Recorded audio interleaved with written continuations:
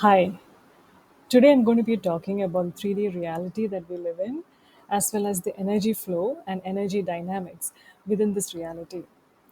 But before I go into the details, I want to point out that I also have a blog with an article which contains the information that I'm going to be discussing here. And if you're one of those people who prefers to read as opposed to listen to me speak, you can just read it there. I'll post the link below. So coming back to 3D reality, our soul predetermines or predefines the kind of systems that we are going to be born into based on certain soul lessons that we need to learn in a lifetime. And besides the systems, the soul also decides what kind of roles we are going to play within these systems, right? And these roles, they come with certain belief systems. And these belief systems, in turn, define the behavior of the soul who plays that particular role, right? And these behaviors in turn define the energy dynamics between members of a particular system. So I'm going to discuss this in more detail using an example. Let's look at the example of a narcissistic family environment where you have a narcissistic parent, a codependent parent, and two children, one of whom plays the role of the golden child and the other who plays the role of the scapegoat. So the narcissistic parent is usually a soul who has also been incarnated into a family with narcissistic parents themselves. So one or more parents. And they would have had a very challenging childhood filled with emotional neglect and abandonment. And because they went through that, they usually don't have a high emotional IQ, and they also have a lot of shame and a feeling of low self-worth, which they try to hide, right? They they wear a mask throughout their life because they fear that others would see these insecurities or see these perceived insecurities and judge them. So they go about their life pretending to be something which they are actually not, like pretending to be something which is not their authentic truth. And because they also have this low emotional IQ, they attract other partners, usually codependent partners, who also have a low emotional IQ. Because of the kind of environment, the family environment this creates, with emotionally undeveloped parents, the children are also exposed to emotional neglect. So the golden child is usually a child which the narcissist really regards as highly important, puts them on a pedestal, gives them all material gifts and stuff. But again, not the emotional nurturing which all children need at a particular age, because of which generally the golden child ends up becoming a narcissist themselves. Now, the scapegoat, on the other hand, can actually grow into a narcissist, or they can become a codependent. This is again determined by the soul. So if you have an older soul, generally the older souls tend to become codependent because they come in here with some other soul contracts to break generational curses, right? the so let's take the example of the scapegoat, who is an old soul who is incarnated into that role in order to break these generational curses. So the what I mean by old soul is a soul who has lived many lifetimes, garnered a lot of wisdom, and learned a lot of soul lessons. And this also includes playing many different kinds of roles. So you generally or an old soul incarnate into the role of a scapegoat in order to know what it feels like to be a victim. So they would have also had many lifetimes they were the perpetrator. This is kind of like balancing karma in a way. Now, apart from this mission of the soul to balance karma, there is another reason why a scapegoat incarnates into families like this, and that is to trigger them. So, how does triggering help? Because the scapegoat is usually an old soul, the the vibrations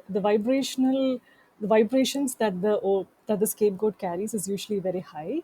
They also carry low vibrations, and that's why they are able to fit into the environment.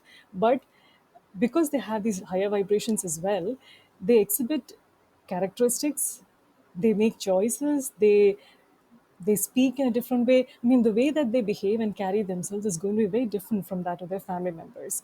So I also want to point out that most of the time, the other family members are younger souls who don't have the spiritual background that the scapegoat comes with. And that's kind of normal in this type of setting. So what happens in the situation is that when a scapegoat behaves in a way which is different from other members of the family, for instance, the the other members of the family, as well as other toxic friends, or even extended family who orbit the narcissistic ecosystem, they get highly triggered. And this triggering brings up a lot of insecurities, their fears, their own shadows. And the reason, the higher reason why this is happening is so that they can confront these shadows and heal them. But in most cases they don't do that, at least not initially. And what they do instead is to project these shadows onto the scapegoat. So generally, a scapegoat in this type of a family dynamic ends up carrying the projections and shadows of all these collective, of the collective environment, which includes pretty much, the family, the immediate family, as well as the extended family and friends.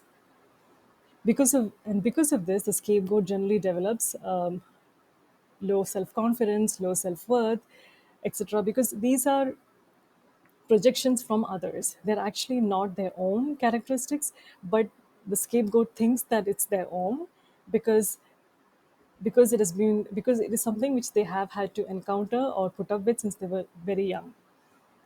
And this usually results in the scapegoat having to go on a healing journey to figure out that, okay, these projections are not mine. They actually belong to others. But that is a different story. So coming back to the energy exchange or energy flow, in this type of an environment, the energy flow is highly unbalanced, right? So the narcissist is someone who says, okay, I'm important, I need your attention, I need your praise, give me energy. And the other members of the family and friends and also the scapegoat in question gives them a lot of energy, or has to give them a lot of energy. And in these kind of situations, in these kind of systems, the this energy exchange is highly or rigidly maintained. So, for example, if you look at the dynamic between a narcissist and a scapegoat, the scapegoat refuses to give energy to the narcissist. The narcissist is not going to give anything to the scapegoat, or would just leave them or abandon them. So, at a very young age, the scapegoat learns that they have to give up certain things or focus most of their attention externally to the narcissist. And this gets reinforced when they get older as well. Or this pattern is sort of reinforced in the subconscious. And they move on in life playing this out in many other situations as well. Now, what the universe does, and I'm only talking about the scapegoat as an example. It could be, it is relevant in any case, in any of the roles. So the universe, what it does is, as a scapegoat moves along, in their life, and plays out these same patterns of behavior, basically of overgiving in order to get their needs met. The universe says, if you continue this pattern, I'm going to block the energy. What this means is that if you play the same pattern, like if you overgive to expect something back, you're not going to get anything back. So when this happens, and when this block comes on, the scapegoat is left wondering, okay, what did I do wrong? Like this is what I always been doing, and now suddenly nothing is working. Like, what is going on, right? And this throws the scapegoat into like a healing cycle, trying to figure out, and suddenly realizes that this is the kind of dynamic that they've been involved in forever.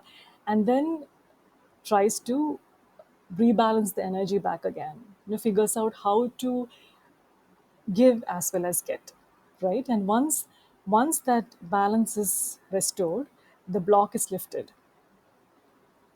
and the energy starts flowing again. And this is what you mean by energy blocks, because we hear a lot about energy healing and energy blocks and whatever. So this is what it basically means. The block is set in terms of the how the energy is exchanged between different members, and this block is sort of set by the universe so that you can figure out how to behave in a different way or how to change the pattern in order to get out of a particular system. Because the energy dynamics is what holds a system together. It is the foundation of a particular system. So in this example, for instance, if the scapegoat refuses to give energy to the narcissist, the narcissist is going to just abandon the scapegoat and kick them out of that particular system.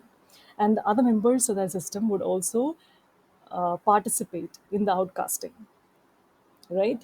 But the good news is that once a scapegoat figures out how to balance the energy, that is, behave in healthy ways, they can now fit into a healthier environment. Now, what I want you to think about is, a situation in your life where you may not be facing a similar situation, like the exact same situation, but an area where you may be feeling a little bit unfulfilled, right? Like you don't know what's wrong exactly, like you feel like something is missing and you can't put your finger on it, because many of these energy imbalances, they show up as situations which we can't really, like we don't really know what is wrong, but we know something is wrong, right? So I want you to look at it from the perspective of energy exchange. Like, think about whether this dissatisfaction in a particular relationship or a job or a friendship, whatever it may be, is caused by an imbalance of energy. Like, are you giving too much? Are you taking too much? And usually, when you think about this, when you analyze it, it's going to bring up a lot of emotions, and these emotions are not going to be very pleasant. So try not to squish them down, because our first instinct is to do that, right? We just don't want to sit with these uncomfortable feelings. Just sit with them for some time and observe them. And look at what it's trying to tell you. See if you can see something which you couldn't see before.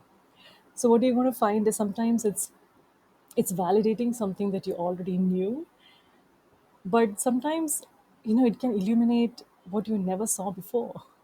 And this can really help you in balancing energy in these in dynamics, energy dynamics between different people or different situations, which can lead to a lot more fulfillment. So yeah, try it out and let me know. Okay, thank you all, thanks a lot for listening.